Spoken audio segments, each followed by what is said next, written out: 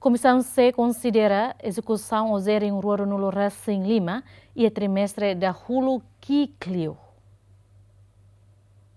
Comissão C, Parlamento Nacional, deve tratar assunto finanças públicas, se identifica que a execução orçamento geral do Estado tem na Rio Rua em Lima, fim a 15% sanur recém ida vírgula hat e a trimestre da Huluk INB execução ne Clio. O presidente da Comissão C, execução normal trimestre da Huluk bela 15 entre % rua nulo to % rua nulo recém Lima. Amissimo relatório se dá, mas bem baseia para portar transparência na bem a execução depois do fim do primeiro trimestre fim de março, né?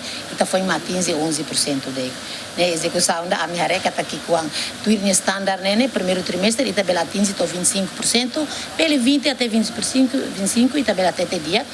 Mas bem agora foi uma 11% de e barra e salário de vencimento uma 15 número bom de quase 14%. Tu fala uma vez de serviço não mostra transferências públicas.